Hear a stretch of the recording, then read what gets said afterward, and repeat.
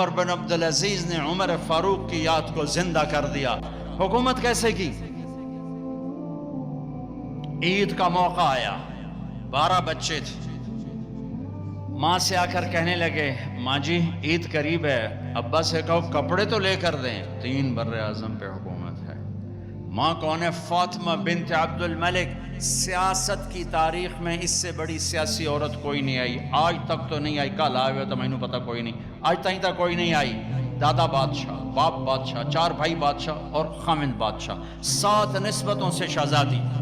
عمر گھر میں تشریف لائے، فاطمہ کہنے لگی بچے کپڑے مانگ رہے ہیں۔ عمر کہنے لگے فاطمہ میرے پاس تو پیسے نہیں، میں کپڑے کہاں سے لے کر دوں؟ اب دونوں میاں بیوی خاموش بیٹھے ہوئے ہیں۔ فاطمہ کہنے لگی ایک ترکیب میرے ذہن میں آئی ہے، کہو کہ اگلے مہینے کی تنخواہ ایڈوانس لے لیں، میں اس سے کپڑے بنا لیتی ہوں اور روٹی کا خرچہ میں مزدوری کر کے نکال لوں گی۔ ہاں ہاں ہاں یہ ٹھیک، یہ ٹھیک۔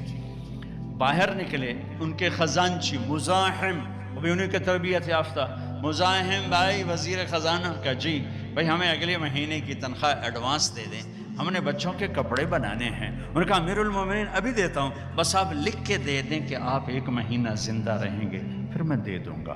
اب مجھے لکھ کے دے دیں کہ آپ 1 مہینہ زندہ رہیں گے، پھر میں آپ کو تنخواہ دے دوں گا۔ چپ ہو گئے، ایک لفظ نہیں بولا کہ اللہ تیرا بھلا کرے۔ گھر آ کر فرمایا فاطمہ بچوں سے کہہ دو کہ تمہارا باپ کپڑے لے کے نہیں دے سکتا۔ جیسی حکومت بنو امیہ نے کی ہے نا اسلام میں، ایسی کسی نے نہیں کی، دھڑلے والی، چاہے ظلم و ستم والی تھی، دھڑلے والی۔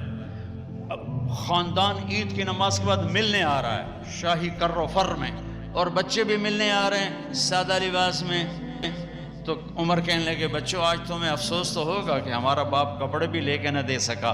ان کے ایک بیٹے تھے عبد الملک، یہ باپ سے بھی 2 قدم آگے تھے، کہنے لگے ابا جان آج ہمارا سر بلند ہے کہ ہمارے باپ نے خیانت نہیں کی، خیانت نہیں کی۔ اس کا صلہ کیا ملا کہ جیسے 14ویں کا چاند قبر میں اتر آیا ہو۔